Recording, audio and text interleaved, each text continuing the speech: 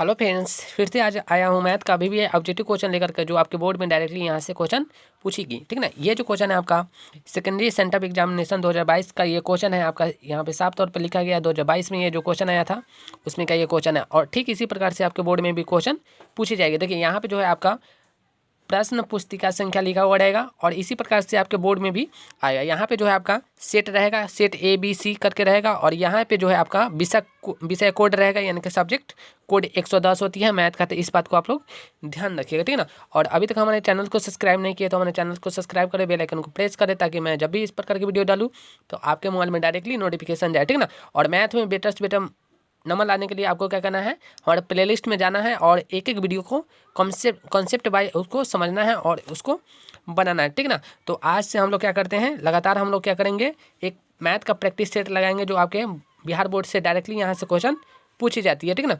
तो वीडियो को हम लोग क्या करते हैं, कंटिन्यू करते हैं।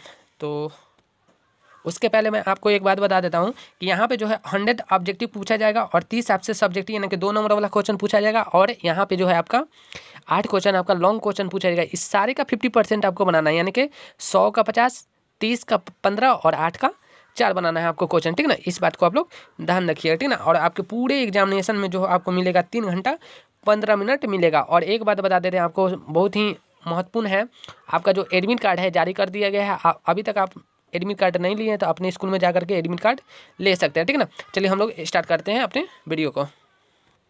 देखिए यहाँ पे साफ तौर पे 1 नंबर क्वेश्चन बोल दिया है, ठीक है ना। इसी टाइप का क्वेश्चन पूछा जाएगा, ठीक है ना। देखिए आपको ये जरूरी नहीं कि यही क्वेश्चन पूछा जाएगा, लेकिन आप कॉन्सेप्ट को समझते हैं तो आपको बोर्ड में बहुत ही हेल्पफुल होने वाली है। अगर अभी तक आपने पढ़ा भी नहीं है तो आपको क्या करना है, इसी टाइम से आपको पढ़ना स्टार्ट कर देना चाहिए। पहला प्रश्न ये बोल रहा है, यदि भाग एल्गोरिदम A बराबर BQ प्लस R है, इसमें A बराबर 72 है और B बराबर में 9 है और Q बराबर में 8 है, तो R की वैल्यू हमको निकालना है। तो साफ तौर पे यहाँ पे बोल दिया गया है A बराबर में BQ प्लस R होती है। तो हम लोग क्या करते हैं, A के जगह पे 72 रखा, B के जगह पे 9 रखा और Q के जगह पे 8 रखा, प्लस में R की वैल्यू नहीं दे रखा था, छोड़ दिए इसको हमने। अब क्या करते हैं, इसको दोनों को गुना कराएंगे तो 72 आएगी। 72 जब इस साइड आएगी, यानी कि राइट से लेफ्ट साइड आएगी तो माइनस में आ जाएगी। 72 में से जब 72 को घटाएंगे तो आपका 0 आंसर आएगा, जो ऑप्शन नंबर सी में दे रखा है, ठीक है। और इसी प्रकार से आपका क्वेश्चन नंबर 2 बोल रहा है कि मसा A गुने B अल्लाह से A गुने A, B है, तो हमको निकालना है कि इसमें मसा गुने लासा क्या होता है। तो 2 संख्याओं का गुणनफल जो होता है आपका मसा गुने लासा होता है, ठीक है ना। यहाँ से डायरेक्टली क्वेश्चन पूछा जाता है कि मसा गुने लासा क्या होती है, तो 2 संख्याओं का गुणनफल, या फिर दे सकता है आपका 2 संख्याओं का गुणनफल क्या होता है, तो मसा गुने लासा। इस चीज़ को आप लोग क्या कीजिएगा, याद रखिएगा, ठीक है। तो क्वेश्चन नंबर 2 भी आपको समझ में आ गया होगा। ये रहा आपके सामने प्रश्न 3 नंबर, बोल रहा है कि √15 है, तो √15 हमको निकालना है कि ये परिमेय है, पूर्णांक है, अपरिमेय है, या फिर इनमें से कोई नहीं। तो ये जो आपका है अपरिमेय संख्या, क्योंकि देखिए यहाँ पे √15 का जो है वर्गमूल कंप्लीट नहीं हो सकता है, ठीक है ना। अगर इसका मान के चलिए यहाँ पे दे रखता 16, तो 16 का क्या होता है, 4 होता है, तो आपका ये हो जाता है आपका क्या, परिमेय संख्या हो जाती है, ठीक है ना। इस चीज़ को आप लोग याद रखिएगा, ठीक है। अगला क्वेश्चन देख लेते, क्वेश्चन नंबर 4। इसमें बोला है 124 का अभाज्य गुणनखंड में 2 का घातांक क्या होगा। देखिए बहुत ही शानदार क्वेश्चन है, आपके बोर्ड में ये क्वेश्चन पूछी जाती है और आपको कॉन्सेप्ट को समझना है, ना कि प्रश्न को समझते जाना, ठीक है ना। कॉन्सेप्ट को आप समझ रहे हैं तो समझिए कि आपके बोर्ड में जो है बेटर से बेटर मार्क्स आने वाली है, ठीक है ना। यहाँ पे जो क्वेश्चन आपका बोल रहा है कि 124 में 24 के अभाज्य गुणनखंड में 2 का घातांक क्या होगा। बहुत ही शानदार क्वेश्चन है, ठीक है ना। यहाँ पे बोला 2 का घातांक, यानी कि हमको क्या करना है, 124 को तो गुणनखंड करना ही है, बट कितने में करना है, हमको 2 में करना है। तो इसमें क्या करते हैं, 2 से हम डिवाइड करते जाते हैं। तो 124 में जब 2 से डिवाइड करेंगे तो 62 आएगी, फिर 2 से हमने 62 में हमने डिवाइड किया तो 31 आया, यानी कि अब ज़्यादा फैक्टर नहीं हो सकता है, यानी कि 2 में अब ये फैक्टर हो ही नहीं सकता, यानी कि 2 का मैक्सिमम पावर कितना हो गया, यानी कि 2 का मैक्सिमम पावर आपका 2 हो गया। तो इसलिए ऑप्शन नंबर आपका राइट आंसर हो जाएगा 2, ठीक है ना। मान के चलिए आपसे क्वेश्चन बोल देता है कि 125 में 5 का घातांक बताएं, तो क्या करना है, हमको 125 का गुणनखंड कर लेना है। गुणनखंड करेंगे तो ये आपका 25 आएगा, फिर 5 से करेंगे तो 5, यानी कि 5 के पावर कितना लिख सकते हैं हम लोग, 3 लिख सकते हैं। तो इसका राइट आंसर हो जाएगा 3, यानी कि हमसे बोला 5 का घातांक कितना हो सकता है, 3 हो सकता है, आपका राइट आंसर हो जाएगा। तो इस प्रकार से अगर क्वेश्चन आ रही है तो आपको क्या करना है, घबराना नहीं है, क्वेश्चन को बनाना है, ठीक है। अगला क्वेश्चन है, बोल रहा है कि निम्नलिखित में कौन सा भिन्न दशमलव प्रसार शांत होगा। देखिए दशमलव भिन्न शांत होगा, क्या शांत होगा, तो इसका कॉन्सेप्ट है, ऊपर में होता है आपका अंश, क्या होता है अंश, नीचे होता है आपका हर, ठीक है। तो हर की जो वैल्यू है आपका, हर की वैल्यू 2 के पावर n कुछ भी हो सकता है और 5 के पावर m कि 2 और 5 को छोड़ करके कोई तीसरा नहीं होना चाहिए। तो हम लोग क्या करते हैं, बारी बारी से चेक करते हैं। तो ध्यान दीजिएगा, यहाँ पे आपका है 105, तो 105 को जब हम लोग क्या करते हैं गुणनखंड करेंगे तो ये आपका 21 गुने में 5 आएगा। तो देखिए 5 तो आया, बट यहाँ पे 2 नहीं आएगा, इसमें 3 और 7 आ गया। तो ये आपका क्या है, शांत, इसका दशमलव परेशान नहीं होगा। यहाँ पे ध्यान दीजिएगा, यहाँ भी वही बात है, इसमें भी 3 आ रही है, 7 आ रही है, तो ये भी नहीं होगा। यहाँ पे ध्यान दीजिएगा 88 में क्या है आपका 11 भी फैक्टर में, यानी कि 8 गुने 11 होती है। तो यहाँ पे 11 नहीं होना चाहिए, 2 और 5 के सिवा और कुछ नहीं होना चाहिए। तो यहाँ पे देखिएगा 160 है, तो 160 का जब गुणनखंड करते हैं तो देखिए 2 से लगाएंगे तो 80, फिर 2 से लगाएंगे तो 40, फिर 2 से लगाएंगे तो 20, फिर 2 से लगाएंगे तो 10, फिर 2 से लगाएंगे तो आपका हो जाएगा 5। यहाँ पे ध्यान दीजिएगा 2 और 5 के सिवा और कोई अंक नहीं है, 2 और 5 के सिवा कोई अंक नहीं है। जब 2 और 5 के सिवा और कोई अंक नहीं है तो आपका शांत हो जाएगा ऑप्शन नंबर डी। मान के चलिए यहाँ पे 2 आ रहा है तो भी शांत है, 5 आ रही तो भी शांत है, और दोनों आ रही है तो भी शांत है, बट तीसरा कोई नहीं आना चाहिए। और कोई तीसरा आ रहा है तो वो अशांत हो जाएगा, ठीक ना। इस चीज़ को आप लोग याद रखें। और आपको कॉन्सेप्ट समझ में आ रही है, वीडियो अच्छा लग रहा है तो क्या करना है, लाइक करना है, चैनल को सब्सक्राइब जरूर कर लेना है आज ही, ठीक ना।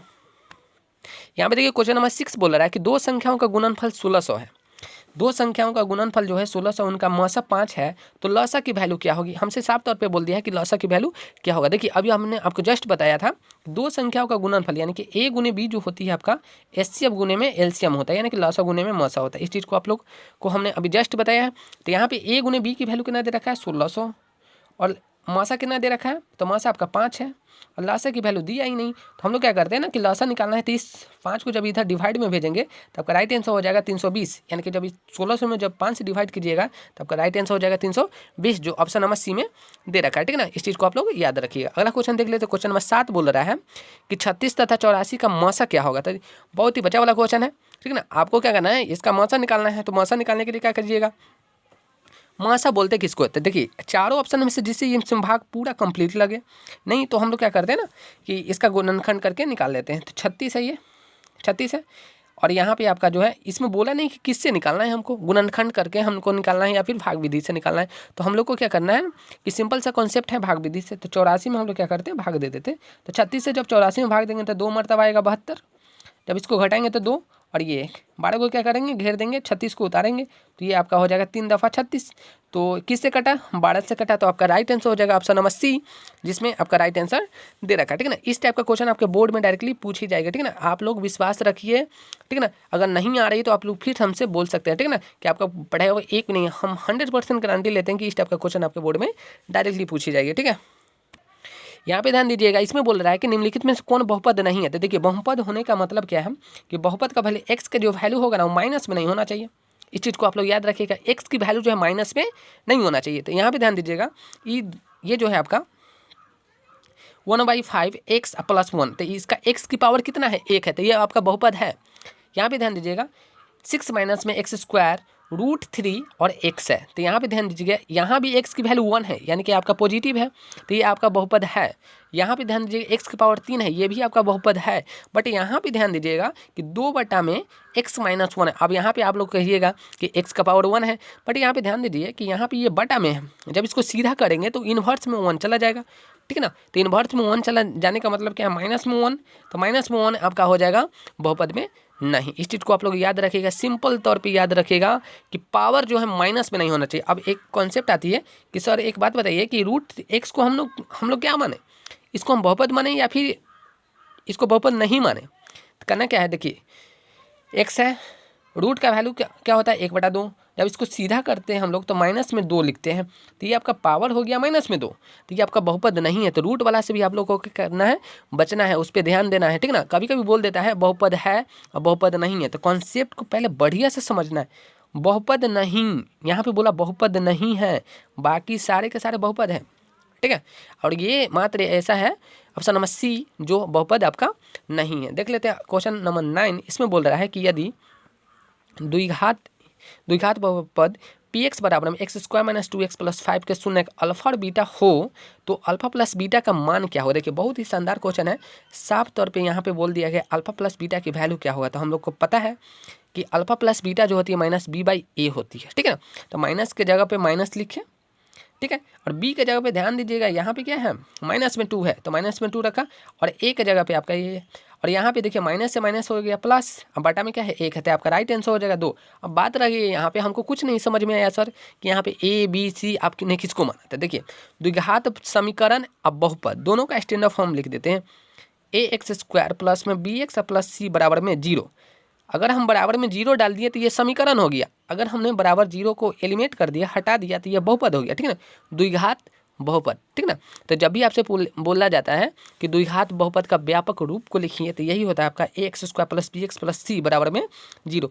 ए बी सी, इस चीज़ को आप लोग याद रखिएगा, ए बी सी क्या है आपका कांस्टेंट है, ठीक ना, 1 2 3 जो भी वैल्यू होती है उसको हम लोग लिखते हैं। अगला क्वेश्चन, क्वेश्चन नंबर 10 अब हम लोग देखेंगे, बहुत ही शानदार क्वेश्चन है। इसमें बोल रहा है, इस टाइप का क्वेश्चन एकदम निश्चित है पूछा ही जाएगा, ठीक है।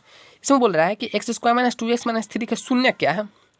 अब इसको निकालेंगे कैसे, सिंपल सी बात है, इसको निकालना कैसे है। तो देखिए 4 दिए रखा है ऑप्शन, चारों के चारों ऑप्शन जो है इसमें से कोई ऐसा ऑप्शन है जो इसमें रखने पे ये सारे को संतुष्ट कर देगा ना, कि 0 कर देगा। शून्य बोला है, क्या बोला है, शून्य। तो यहाँ पे ध्यान दीजिएगा, -3 अगर रखिएगा तो -3 का स्क्वायर कितना होगा 9, 9 में से 3 गया तो कितना बचा, 9 में से 3 जाएगा आपका तो बचेगा 6, और यहाँ पे -3 रखिएगा तो माइनस माइनस क्या हो गया प्लस, यानी कि 6 6 12 हो जाएगा। तो ये आपका ऑप्शन नंबर ए नहीं होगा। इसमें भी वही बात है, -3 -3, इस ये भी नहीं होगा। यहाँ पे ध्यान दीजिएगा, ऑप्शन नंबर सी जब रखिएगा, 3 जब रखिएगा इसमें तो ये सारे को 0 कर देगा, -1 रखिएगा तो सारे को 0 कर देगा, यानी कि ऑप्शन नंबर सी आपका राइट आंसर हो जाएगा, ठीक है। बात रह गया यहाँ पे इसको निकाले कैसे। सर आपने तो बता दिया कि शॉर्ट ट्रिक है, ऑप्शन से हमने चेक कर दी, बट इसको बनाया कैसे, प्रोसेस क्या है इसका। तो प्रोसेस इसका बहुत ही आसान है, उस लोग को उसको क्या करना है हम लोग को समझना है। तो ध्यान दीजिएगा, यहाँ पे क्वेश्चन है आपका एक्स स्क्वायर माइनस में 2x, ठीक है, x square minus 2x minus में 3 बराबर में 0 करेंगे, क्योंकि शून्य बोला है तो शून्य कर दिया। अब क्या करते हैं, फर्स्ट वाले को लास्ट से गुना करते हैं। तो यहाँ पे कुछ नहीं तो 1 है, तो 1 से करेंगे तो कितना आएगा 3, 3 का फैक्टर करेंगे तो 3 गुना 1 लिख सकते हैं। अब क्या करते हैं, जोड़ते हैं या फिर घटाते हैं, दोनों में से जोड़ने और घटाने पे आना चाहिए आपका बीच वाला, ठीक है। तो हम क्या करते हैं ना, 3 में से हमने 1 को घटाया, तो यहाँ पे लिख सकते हैं माइनस में हमको बड़ा रखना है, तो माइनस में 3x प्लस में x प्लस में माइनस में 3 बराबर में 0। यहाँ से क्या करते हैं, x को कॉमन लेते हैं, तो x माइनस 3 हो गया।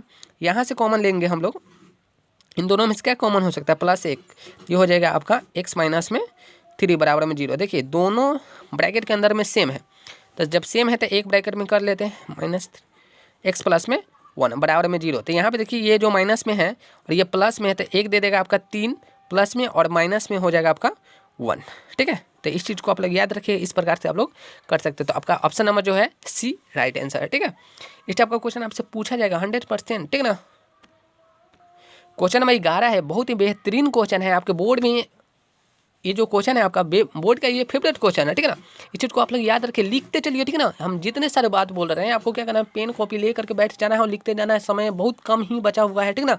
आप लोग को अगर वीडियो अच्छा लग रहा है तो क्या करना है, चैनल को सब्सक्राइब जरूर ही कर लेना। देखिए अगला इस जो क्वेश्चन है इसमें बोल रहा है कि यदि अल्फा और बीटा द्विघात बहुपद a plus B X plus C X square के शून्यक हो तो अल्फा प्लस बीटा की वैल्यू क्या होगी। हमसे डायरेक्ट यहाँ से बोला है अल्फा प्लस बीटा, तो फॉर्मूला क्या होता है, -b/a, क्या होती है -b/a। यहाँ पे ध्यान दीजिएगा कि b की वैल्यू कितना है, तो x के गुणांक को हम लोग b बोलते हैं, तो b यहाँ पे दे रखा है, तो -b रखे, क्योंकि फॉर्मूला में ही दे रखा है माइनस, तो माइनस रखा, b की जगह पर b ही है, और बटा में है a, तो a की जगह पर है क्या, तो देखिए a की जो होती है वैल्यू ना, उसको बोलते हैं एक्स स्क्वायर का गुणांक। अभी जस्ट हमने बताया आपको, हमने बताया था व्यापक रूप A X square plus B X plus में सी, ये होती है व्यापक रूप। तो एक्स स्क्वायर के गुणांक को ए बोलते हैं, एक्स के गुणांक को बी बोलते हैं। तो यहाँ पे फॉर्मूला में दे रखा है -b/a, तो ए के जगह पे दिया क्या, तो सी दिया, तो -b/c आपका राइट आंसर होगा, जो ऑप्शन नंबर ए में दे रखा है, ठीक है।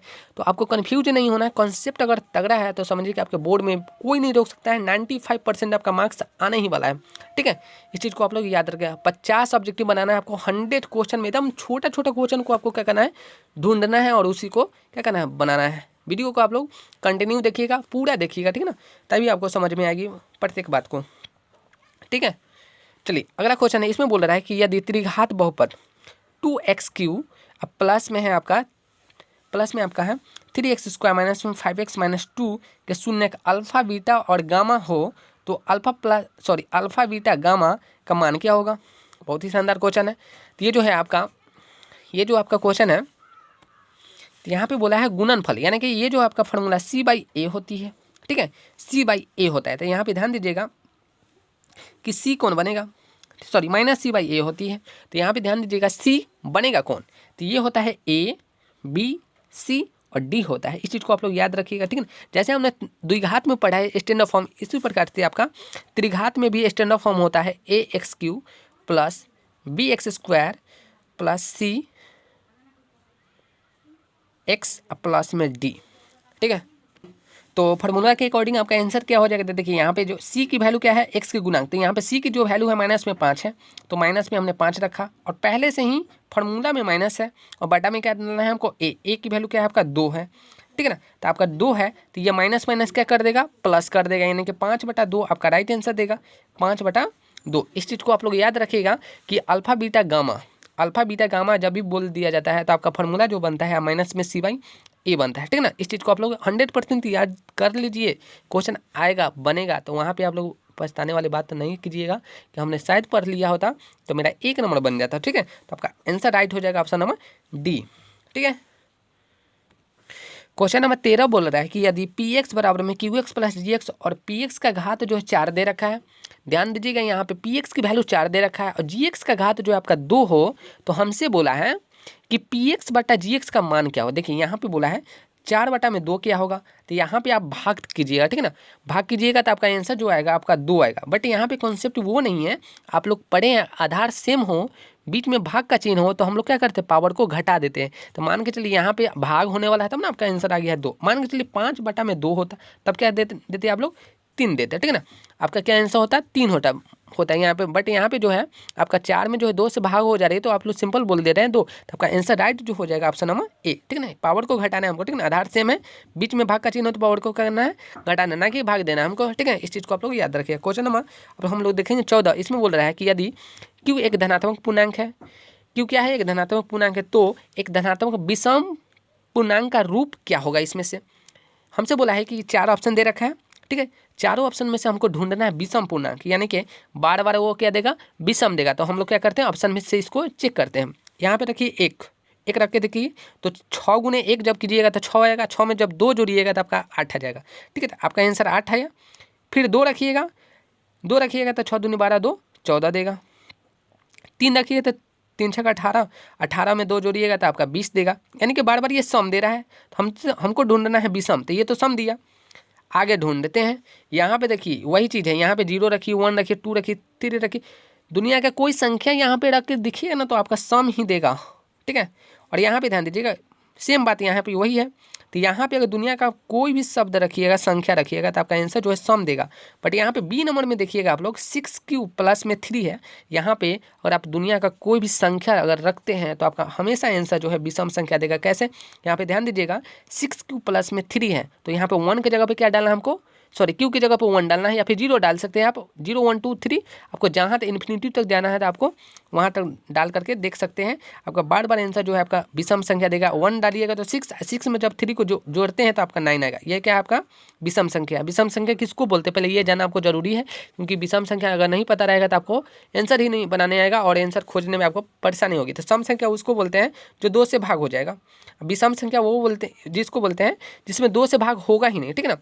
जिसमें 2 से भाग हो गया वो आपका है क्या सम, जिसमें 2 से भाग नहीं हुआ वो है आपका विषम, ठीक है। अगला क्वेश्चन नंबर 15 देख लेते हैं। इसमें बोल रहा है कि बहुपद 3x³ माइनस में 5x² माइनस में 11x माइनस में 3 का घात, हमसे बोला है घात, इसका पावर कितना होगा। तो मैक्सिमम पावर ऑफ x जो होती है आपका घात कहलाती है। तो यहाँ पे ध्यान दीजिएगा कि मैक्सिमम पावर आपका किस में है सबसे ज़्यादा, तो यहाँ पे है आपका x की पावर जो है 3 है। तो आपका आंसर राइट जो बनेगा आपका 3 बनेगा, क्योंकि सबसे ज़्यादा जो अगर किसी की पावर है, देखिए 1 नंबर आपका पक्का यहाँ पे है, नो डाउट है, ये कोई नहीं छीन सकता है आपसे 1 नंबर। हमेशा बार बार बोलता है कि घात घात घात। तो आप लोग ध्यान दीजिएगा कि मैक्सिमम पावर जिसका होगा ना वही आपका घात कहलाएगा, ठीक है। चलिए आगे बढ़ते हैं हम लोग। देखिए ये क्वेश्चन नंबर 16 है। यदि बोल रहा है कि किसी द्विघात बहुपद के शून्यक 1 एवं 1 है तो द्विघात बहुपद होगा। बहुत शानदार क्वेश्चन है। इसमें बोला है कि द्विघात शून्यक दे रखा है आपका 1 और 1, तो द्विघात बहुपद कौन होगा। चलिए इसको हल करने का सबसे आसान तरीका है, उसको किस प्रकार से हल करते हैं ध्यान दीजिएगा। देखिए फार्मूला निकालने का जो फार्मूला जो होती है द्विघात बहुपद निकालने का या फिर द्विघात समीकरण निकालने का, वो होता है आपका x square plus alpha plus beta into x minus में अल्फा इंटू बीटा। देखिए एक्स स्क्वायर है तो एक्स स्क्वायर रखेंगे, प्लस है तो प्लस, अल्फा की वैल्यू कितना है 1 है, अब बीटा की वैल्यू 1, तो 1 1 क्या हो गया 2, और एक्स से गुना करेंगे तो आपका हो गया एक्स, अब माइनस है तो माइनस को डालेंगे यहाँ पे, अल्फा इंटू बीटा क्या होगी, तो एक के गुना एक से कराएंगे आप लोग, तो ये आपका आंसर आ जाएगा एक्स स्क्वायर प्लस में 2x माइनस में 1। देखिए यहाँ से आपका 2 नंबर का क्वेश्चन बन चुका है, ठीक है ना, 2 नंबर आपका बन चुका है, और 1 नंबर, ये 3 नंबर आपसे कोई नहीं छीन सकता। कैसे? क्योंकि ये क्वेश्चन जो है आपको जो हमने बताया है ये 2 नंबर में पूछता है और 1 नंबर में पूछता है कि द्विघात समीकरण को बताएं, द्विघात बहुपद को बताएं। तो इस फार्मूला को आप लोग याद रखिएगा, x square plus alpha into beta, alpha plus beta into x minus में अल्फा इंटू बीटा जो होती है आपका द्विघात समीकरण बोले या बहुपद निकालने का फार्मूला होता है। अगर बराबर में आप लोग क्या कर दीजिएगा, 0 डाल देते हैं तो ये समीकरण होता है, 0 को हटा दीजिएगा तो ये द्विघात बहुपद होती है, ठीक ना। बस इतनी छोटी सी अंतर है। अगला क्वेश्चन नंबर 17 बोल रहा है कि निम्नलिखित में कौन यौगिक संख्या है। देखिए यौगिक संख्या बहुत ही शानदार क्वेश्चन है, हमसे बोला है यौगिक संख्या। तो सबसे पहले जानना होगा कि यौगिक संख्या बोलते किसको। देखिए जिसका गुणनखंड हो सकता है, ठीक है ना, जिसका गुणनखंड हो जाएगा वो आपका यौगिक संख्या कहलाएगा, जिसका गुणनखंड नहीं होगा वो आपका रूढ़ संख्या कहलाती है, ठीक है ना। वो क्या कहलाती है, रूढ़ संख्या, जिसको हम लोग बोलते हैं उसको बोलते हैं अभाज्य संख्या भी, ठीक है ना। तो यहाँ पे 13 जो है आपका अभाज्य है, किसी संख्या से भाग नहीं हुई, यानी कि रूढ़ संख्या है। 23 आपका रूढ़ संख्या है, 17 आपका रूढ़ संख्या, 32 यहाँ पे ध्यान दीजिएगा, ये जो 32 है आपका ये यौगिक संख्या है, ठीक है ना। तो यौगिक देखिए घुमा करके क्वेश्चन बोलता है, ठीक है ना। तो ये सब आपका फैक्चुअल क्वेश्चन है, ठीक है ना। तो इस चीज को आप लोग क्या करना है, लिखते चलना है, ठीक है ना। बहुत ही शानदार क्वेश्चन ये सब है, ठीक है। अगला क्वेश्चन देख लेते हैं। क्वेश्चन नंबर 18 बोल रहा है कि देखिए ये जो आपका क्वेश्चन है ना, आपका ओरिजिनल क्वेश्चन है, और इसी प्रकार से आपको बोर्ड में क्वेश्चन मिलेगा, ठीक है ना। हमने आपको जो पेपर दिखाया है ये आपका सेंट्रल एग्जामिनेशन का क्वेश्चन है, ठीक है ना। क्वेश्चन नंबर 18 बोल रहा है कि निम्नलिखित में कौन सा एक सअभाज्य। सअभाज्य का मतलब क्या होता है, दो संख्याओं का मसा अगर 1 है तो वो आपका सअभाज्य संख्या कहलाएगा। तो देखते हैं कि किसका मसा जो है आपका 1 बनता है। तो ध्यान दीजिएगा यहाँ पे कि 18 और 25, 31 और 93, 32 और 62, इनमें से किसका संख्या जो है, ठीक है ना, 1 बनता है, यानी कि मसा जो आपका 1 बनता है। तो ध्यान दीजिएगा 14 और 35 का सबसे पहले देख लेते हैं। तो 14 और 35 का जब देखेंगे तो 14 से जब 35 में भाग देंगे तो देखते हैं इसका मसा 1 आता है कि नहीं। तो 14 दूनी कितना होता है, 28 होता है। घटाने पर कितना आएगी, 7। 7 से जब 14 में भाग करेंगे तो आपका कट गया, यानी कि आपका आंसर हो जाएगा ये 7, यानी कि ये नहीं बनेगा, ये रॉन्ग है आपका। ये अब सअभाज्य संख्या कभी नहीं हो सकता है। 18 और 25 देख लेते हैं। तो 18 से जब हम क्या करते हैं 25 में भाग करते हैं, ये आपका जो है क्वेश्चन जो है ना, हमने एक स्टूडेंट से मांगा है, ठीक है। तो वो हमको दिया है ये क्वेश्चन, उसी को हम लोग क्या करते हैं, डील कर रहे हैं, ठीक है। तो 18 में जब 25 से भाग कर रहे हैं तो ये आपका 1 आएगा, घटाएंगे तो क्या आएगा 7। 7 से हमको 18 में भाग करना है तो ये आ जाएगा 7 दूनी 14, घटाएंगे तो कितना आएगा आपका 4। 4 से फिर से हमको 7 में भाग करना है तो 4 1 4, 3 आएगा, फिर 4 में करेंगे तो ये आपका 1 मरतबा 3, घटाने पर 1, इसको घेरेंगे 3, यानी कि आपका जो राइट आंसर बन जाएगा आपका ऑप्शन नंबर बी, क्योंकि इसका मौसा जो है आपका 1 आ रहा है। बाकी सबका देखिएगा तो सारे में अलग अलग आंसर आएगा, लेकिन इसका जो मौसा है आपका 1 आ रही है, तो आपका आंसर राइट हो जाएगा ऑप्शन नंबर बी, ठीक है। सअभाज्य याद रखिएगा, सअभाज्य का मतलब होता है दो संख्याओं का मौसा 1, ठीक है। आपको वीडियो अच्छा लग रहा है तो आपको क्या करना है, चैनल को सब्सक्राइब कर लेना है, बेल आइकन को प्रेस कर लेना है, क्योंकि मैं जब भी इस प्रकार की वीडियो डालूँ और बिहार बोर्ड में आपको क्या करना है, 90% मार्क्स लाना ही है, ठीक ना। एकदम गारंटी है यहाँ से क्वेश्चन बनेगा आपका। ये क्वेश्चन नहीं बनेगा लेकिन मेरे कॉन्सेप्ट से क्वेश्चन कहीं नहीं जा सकता, ठीक है ना। पूछेगा आपसे 10वां का पूछेगा कि 11th और 12th पूछेगा, ठीक है। तो आप लोग मेंटेलिटी को थोड़ा सा नहीं सेट कर लीजिए, ठीक है ना। आपसे सिर्फ 10वां का ही पूछा जाएगा। ध्यान दीजिएगा यहाँ पे बोल रहा है क्वेश्चन नंबर 19, यदि बहुपद 3x² प्लस में 8x प्लस के एक शून्यक दूसरे के व्युत्क्रम हो तो के का मान ज्ञात करना है। यानी कि हमसे बोला है कि शून्यक जो है एक दूसरे का व्युत्क्रम है। तो हम लोग जानते हैं कि शून्यक क्या होता है, अल्फा, और क्या होता है, बीटा होता है। यहाँ पे बोला है व्युत्क्रम, यानी कि 1/अल्फा है, ठीक है ना। हमसे बोला है कि के का मान क्या है, तो के का रिलेशन जो है सी से है। तो यहाँ पे हम लोग क्या करते हैं, दो संख्याओं का गुणनफल क्या कहलाता है, c/a होता है। तो यहाँ पे अल्फा इंटू बीटा, बीटा के जगह पे 1/अल्फा ही है, फार्मूला बनता है c/a। तो अल्फा से तो अल्फा गया, सी के जगह पे क्या है, के है। तो अगला स्टेप बनेगा इधर मेरा 1 और सी के जगह पे के रखना है और ए के जगह पे आपको 3 रखना। जब इसको हल करते हैं तो क्रॉस मल्टीप्लिकेशन कराएंगे तो 3 बराबर में के, यानी कि के की वैल्यू कितना है 3, जो ऑप्शन नंबर ए में आपका दे रखा है, ठीक है ना। तो इस प्रकार से आपको क्वेश्चन को क्या करना है, हल करना है, ठीक है ना। कॉन्सेप्ट को समझते चलना है, क्योंकि इस प्रकार के क्वेश्चन आपके बोर्ड में डायरेक्टली पूछी जाएगी। अगला क्वेश्चन देख लेते हैं। क्वेश्चन नंबर 20 बोल रहा है, बहुत ही शानदार क्वेश्चन है। इसमें बोल रहा है यहाँ से क्वेश्चन आपका 9 क्वेश्चन बनेगा। किस प्रकार से क्वेश्चन बनेगा अभी हम लोग देखेंगे, ठीक है ना।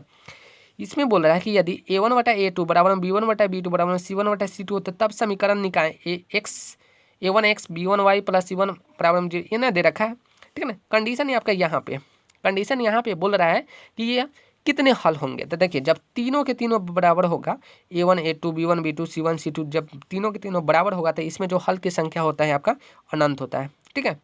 इसमें हलों की संख्या क्या होता है, अनंत होता है। अगर बात किया जाए कि इसका ग्राफ कैसा खिंचाता है, तो ग्राफ आपका जो इसमें खिंचाता है आपका, ये खिंचाता है समपाती, यानी कि ये आपका ग्राफ है, एक ही लाइन पे दोनों रेखा खिंचाएगी, ठीक है। एक ही लाइन पे आपका क्या खिंचाएगा, दोनों खिंचाएगा। मान लेते हैं कंडीशन यहाँ पे है, देखिए यहाँ पे क्वेश्चन खूब पूछा जाता है a1/a2 b1/b2 c1/c2 not equal to, अगर पहला में डाल दिया जाता है तो इसका हल होता है 1।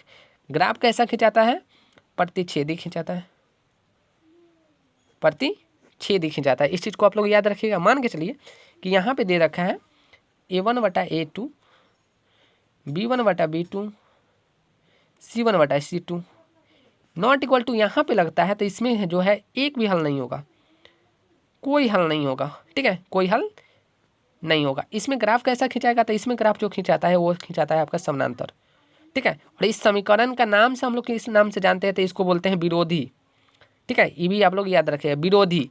बाकी सब के सब जो भी होता है जिसमें हल होता है, इसमें एक हल हुआ, ठीक है, इसमें जो है अनंत हल हुआ, तो इस समीकरण को किस नाम से जानते हैं, अविरोधी, ठीक है। ये मेरा क्या है, अविरोधी, लेकिन ये आपका विरोधी है, जिसको हम लोग बोलते हैं असंगत भी बोलते हैं, बाकी सबको संगत बोलते हैं, ठीक है ना। तो यहाँ से आपका 9 क्वेश्चन बोलता है घुमा फिरा करके कि प्रतिच्छेदी कब होगा, कोई हल कब होगा, समानांतर कब होगा, समपाती कब होगा और प्रतिच्छेदी कब होगा, ठीक है। तो एक में 3 बनता है, 3 9 क्वेश्चन आपका यहाँ से बनता है। अगर आपको वीडियो अच्छी लग रही है तो आपको क्या करना है, चैनल को सब्सक्राइब आज कर ही लेना है, किसी भी हाल में वीडियो को कंटिन्यू पूरे देखना है।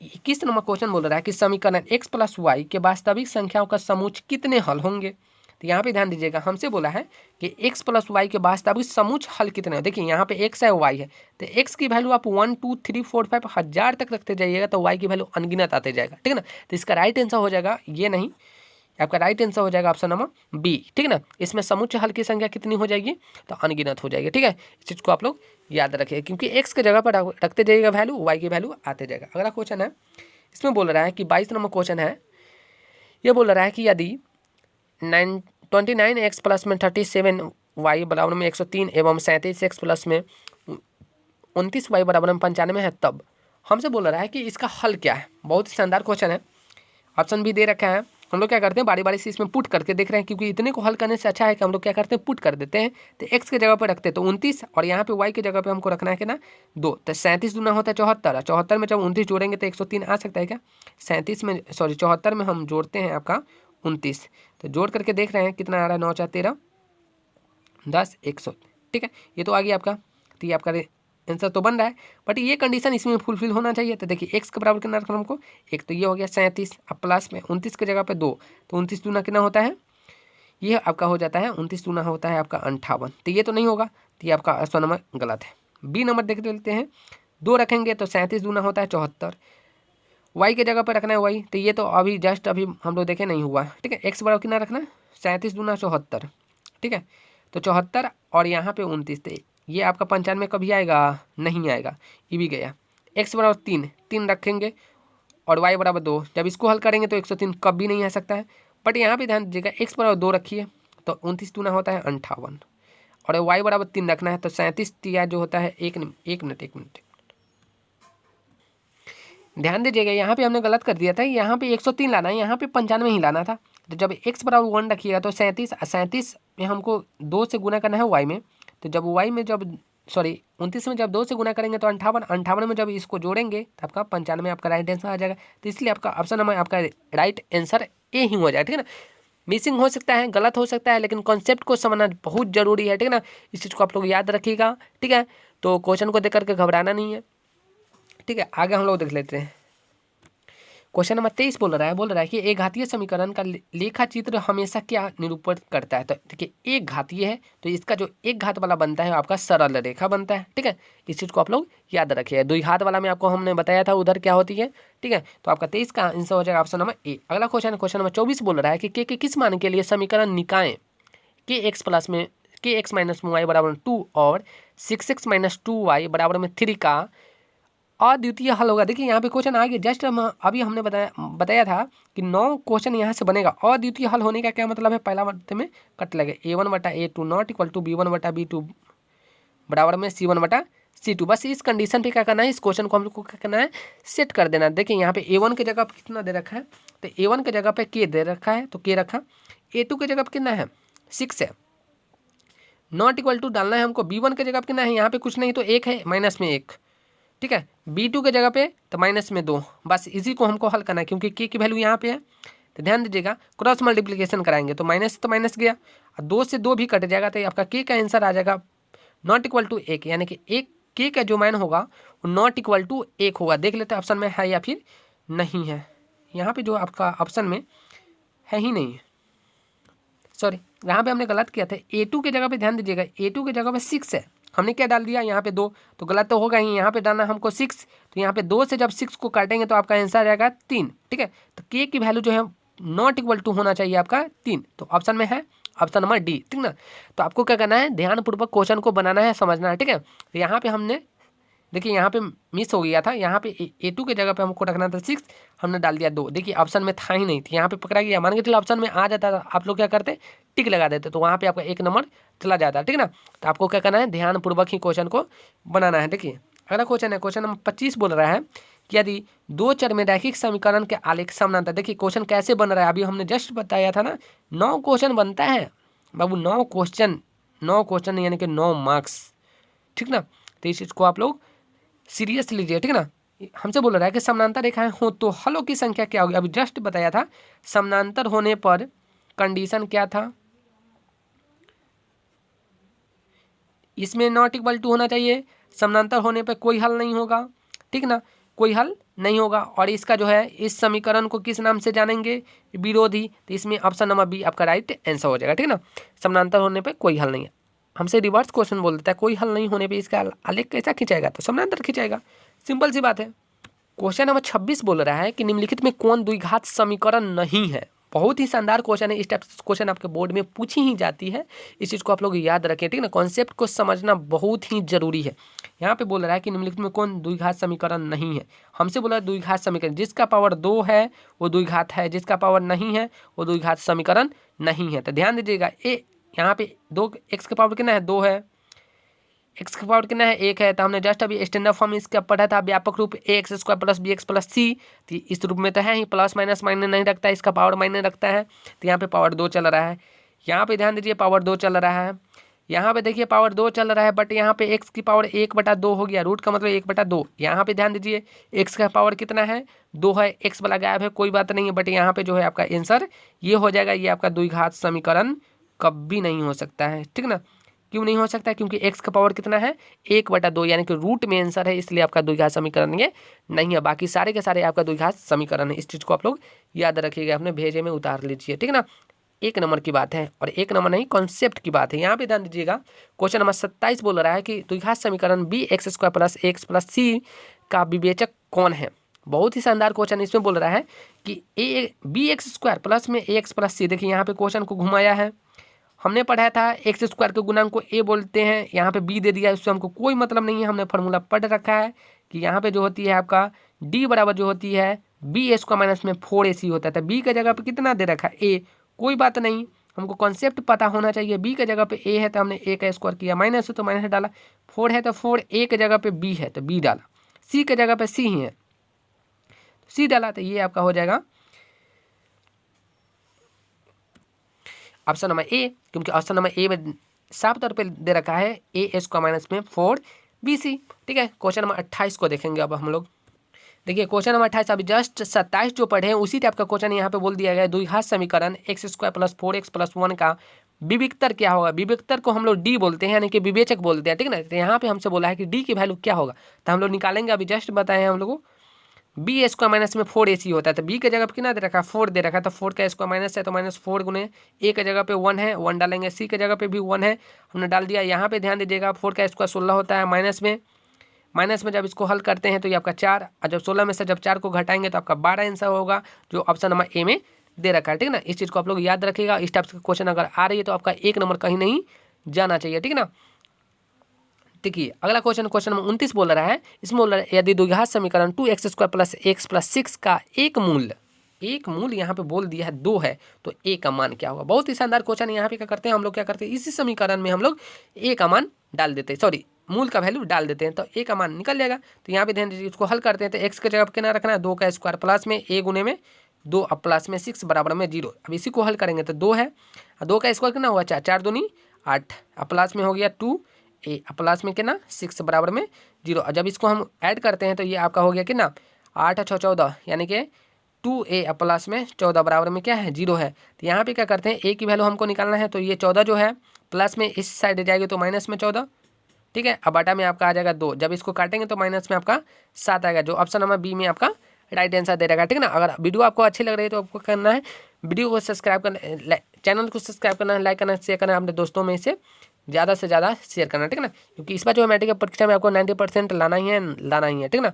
आपका कहीं नहीं जाने वाला है 90%। अगला क्वेश्चन नंबर 30 बोल रहा है कि यदि द्विघात समीकरण में मूल 5 और -2 हो तो वह समीकरण क्या होगा। देखिए अभी जस्ट हमने बताया था कि मूल दे रखा होगा। अगर आपको द्विघात समीकरण बोले, द्विघात बहुपद निकालने के लिए बोले, तो हम लोग जस्ट बताए आपको x² + alpha + beta into x minus में अल्फा इंटू बीटा। अब जस्ट हम लोगों ने देखा था क्वेश्चन, यहाँ पे x² है तो x² लिखेंगे, प्लस है तो प्लस लिखेंगे, अल्फा + बीटा हमको करना है तो अल्फा की जगह पे दे रखा है 5 और बीटा की जगह पे 2 है। तो जब 5 में से 2 घटेगी तो 3 और 3 में गुना कर देंगे x से, तो 3x, माइनस है तो माइनस, यहाँ पे माइनस में है तो माइनस डालेंगे, माइनस माइनस प्लस हो जाएगा, ठीक है ना। माइनस माइनस क्या हो गया आपका प्लस, अल्फा इंटू बीटा, यानी कि 5 दूनी 10। देख लेते हैं इस टाइप का ऑप्शन में है या फिर नहीं है, तो देख लेते हैं ऑप्शन नंबर है या फिर नहीं। तो ऑप्शन नंबर आपका जो डी हमको दिख रहा है कि इसी टाइप से क्वेश्चन आंसर दे रहा है। x² प्लस में 3x प्लस में 10 आपका राइट आंसर हो जाएगा, ठीक है ना। चलिए यहाँ से भी आपका 1 नंबर क्वेश्चन बन गया है। यहाँ पे आपका 1 नंबर नहीं 3 नंबर क्वेश्चन बोल, एक तो आपका ऑब्जेक्टिव बना, सब्जेक्टिव में ही बोलता है कि इसका द्विघात समीकरण को निकाले, द्विघात बहुपद को निकाले। तो यहाँ से आप लोगों को क्या करना है, फार्मूला को पढ़ लेना है, ठीक है। चलिए क्वेश्चन नंबर 31 को देखेंगे अब हम लोग।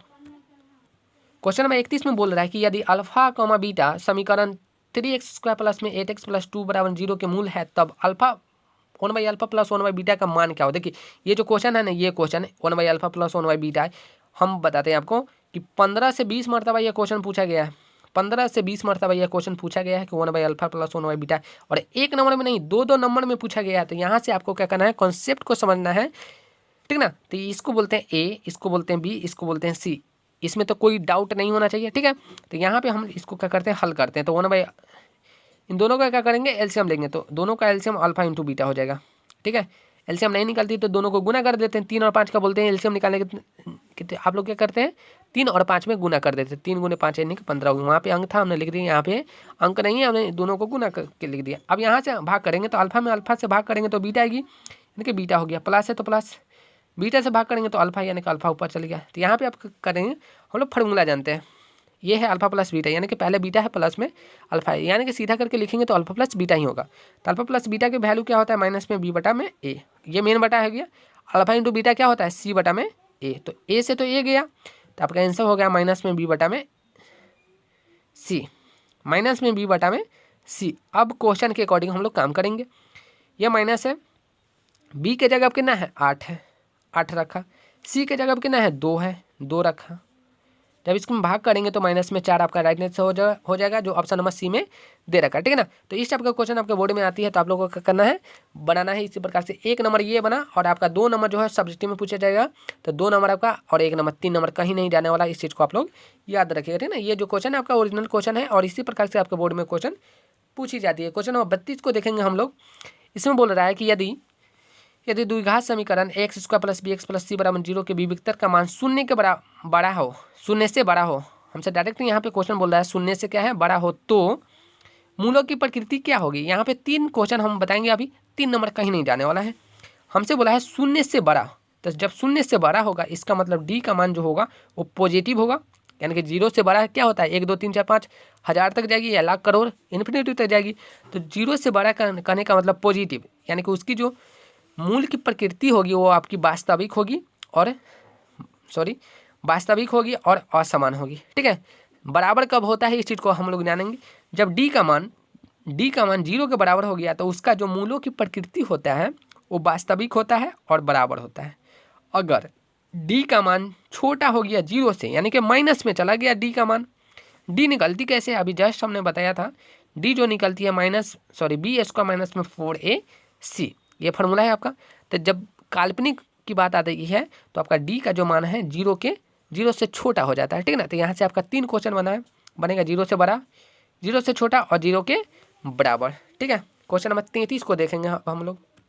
इसमें बोल रहा है कि समांतर श्रेणी 0.6, 1.7, 2.8, 3.9 का सार्वंतर क्या होगा। देखिए बहुत ही शानदार क्वेश्चन है, सिंपल क्वेश्चन है और इस टाइप का क्वेश्चन आपसे बोर्ड में पूछ दिया जाता है। ठीक है ना, तो आपको क्या करना है, सार्वंतर निकालने का जो फॉर्मूला है डी बराबर में वो T2 माइनस में T1 होती है। T2 के जगह पे 1.7 है, माइनस है तो माइनस डालेंगे, T1 के जगह पे 0.6 डालना है तो घटा लेंगे।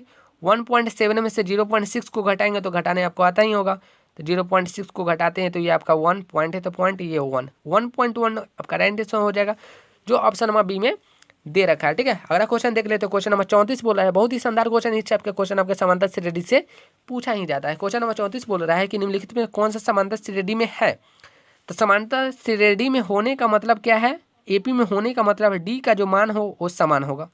क्या होगा, समान होगा। डी का जो मान होगा वो क्या होगा, समान होगा। तो देख लेते हैं कि इसमें डी का मान समान चल रहा है, 2 है, 4 है, 8 है, 16 है, 20 है, यानी कि इसमें देखिए 2 जुटा, 4 जुटा, 8 जुटा, फिर 4 जुटा, यानी कि इसमें कोई सीरीज नहीं चल रहा है, इसमें कोई सार बनता जो है, बीच का अंतर जो है समान चल ही नहीं रहा है। यहाँ पे देख लेते हैं, डी देखते हैं। ठीक है ना, हम लोग क्या करते हैं जो नहीं है पहले उसको देख लेते हैं। 0.2 है, 0.22 है, 0.222 है, फिर 0.222, यानी कि 2 बढ़ते जा रहा है। इसमें देखिए इसमें कितना जुटा, इसमें कितना जुटा, यानी कि कोई सीरीज नहीं बन रहा है। यहाँ पे ध्यान दीजिएगा, इसमें देख लेते हैं √3 है, √6 है, √9 है, √12 है। अब बोलिएगा कि यहाँ पे 3 3 3 बढ़ते जा रहा है, ऐसा नहीं है। यहाँ पे ध्यान दीजिएगा, इसको कंसेप्ट को समझिएगा। ठीक ना, इसमें आपका हो जाएगा √6, इसमें हो जाएगा 3, इसमें हो जाएगा आपका 2√3। जब इसको घटाते हैं तो ये आपका राइट आंसर नहीं है, क्योंकि देखिए रूट में आपका 3 है, रूट में 6 है, तो ये इसका घटाव भी नहीं होगा। सबसे पहले तो T2 माइनस T1 कीजिएगा तो √6 माइनस में √3 आएगा, जो ऑप्शन में देगा ही नहीं। ठीक है, यहाँ पे ध्यान दीजिएगा, इसको देख लेते हैं। तो इसको निकालने के लिए सबसे पहले क्या करेंगे, डी निकालेंगे। तो डी बराबर क्या होती है, हम लोग पढ़े हैं T2 माइनस में T1। तो T2 के जगह पे -6 है, डाल दिया -6, माइनस T1 के जगह पे भी माइनस है तो हमने डाल दिया। ठीक है, तो ये आपका हो जाएगा माइनस में 6 और प्लस में 10, तो आपका राइट आंसर बनेगा 4। फिर देखते हैं, ये तो 4 बना, क्या इसमें बाकी में 4 जा रहे हैं कि नहीं। अब क्या करते हैं, इसमें से इसको घटाते हैं, यानी कि -2 में से हम घटाते हैं -6 को, 4 आना चाहिए। तो माइनस में 2 अब प्लस में हो गया 6, इसको घटाएंगे तो 4, यानी कि यहाँ पे भी 4 है। फिर 2 में से -2 को घटाइए आप, तो 2 में से अगर -2 को घटाते हैं तो ये आपका 2 अब प्लस में 2, यानी कि 4। यहाँ यानी कि ये आपका राइट आंसर बन जाएगा ऑप्शन नंबर बी, क्योंकि इसके बीच का जो अंतर चल रहा है वो 4 चल रहा है, यानी कि समान चल रहा है। ठीक है ना, तो यहाँ से आपका कॉन्सेप्ट बहुत सारा क्लियर हुआ होगा। ठीक है ना, चलिए अगला क्वेश्चन देख लेते हैं, 1-2 क्वेश्चन और देख लेंगे। क्वेश्चन को अब क्या करेंगे, ठीक ना, क्वेश्चन को आप क्या कर देंगे, क्लोज कर देंगे, क्योंकि मेरा जो है बैटरी ऐसी लो होते जा रहा है। ठीक है ना, अगर आपको वीडियो अच्छा लग रहा हो, आपको क्या करना है, कमेंट बॉक्स में आपको डाल देना है कि इस टाइप का वीडियो आपको चाहिए। 100 क्वेश्चन इसमें बचा हुआ है, इनके 35 क्वेश्चन अभी बताए हैं, इसमें अभी 65 क्वेश्चन बचा हुआ है। सारे क्वेश्चन को हम लोग डील करेंगे। ठीक है, क्वेश्चन बोल रहा है कि यदि 4/5, a, 2 किसी समांतर श्रेणी में है तो क्रमागत पद में तो a का मान हमको, देखिए इस क्वेश्चन को हम लोग क्या होमवर्क के लिए डालते हैं, नहीं निकाल देते हैं। ठीक है ना, हमसे बोला समांतर श्रेणी में 3 क्रमागत पद है तो a का मान, यानी कि ये AP में है, हमसे साफ तौर पे बोल दिया है कि ये AP में है, इसका मतलब इसका सार अंतर क्या होगा, समान होगा, यानी कि A में से इसको घटाएंगे, T2 माइनस T1 करेंगे, T2 माइनस T1, फिर 2 में से 1 को घटाएंगे, यानी कि दोनों का सार अंतर क्या होना चाहिए, समान होना चाहिए। कॉन्सेप्ट तो यही ना, समानता श्रेणी का कॉन्सेप्ट है T2 माइनस T1 बराबर में T3 माइनस T2, यानी कि दोनों में हमारा सार अंतर समान ही आएगा। इसको हल करते हैं, तो हल करेंगे तो 5A माइनस में हो जाएगा आपका 4 बटा में 5 बराबर में 2 माइनस में A। इसको कंप्लीट करते हैं तो आपका हो जाएगा 5A माइनस में 4 बराबर में 10 माइनस में 5A। तो हम लोग क्या करते हैं, A को एक तरफ कर लेते हैं, तो 5A प्लस में हो गया 5A बराबर में 10 है, और माइनस में वाला गया उधर तो प्लस में हो गया, यानी कि ये हो गया 10A बराबर में हो गया आपका 14। तो A बराबर हो गया 14 बटा में 10, काटेंगे इसको तो 7 बटा में 2 आएगा, जो ऑप्शन नंबर किस में दे रखा है, ऑप्शन नंबर 1 मिनट, हमने कहीं मिस्टेक किया क्या, यहाँ पे ध्यान दीजिएगा। 14 में जब 2 से भाग करेंगे 7, 10 में जब 2 से भाग करेंगे तो 5 होगा, ठीक है ना, 7 बटा 5 होगा, ठीक है ना, ऑप्शन नंबर A आपका राइट आंसर है, ठीक है। अब देखिए, अगर आपको वीडियो अच्छा लगा होगा तो हमारे चैनल को सब्सक्राइब जरूर कर लीजिएगा, बेल आइकन को प्रेस जरूर ही कर लीजिएगा, क्योंकि इस टाइप का वीडियो आपको मिलती रहेगी, ठीक है। Thank you everyone.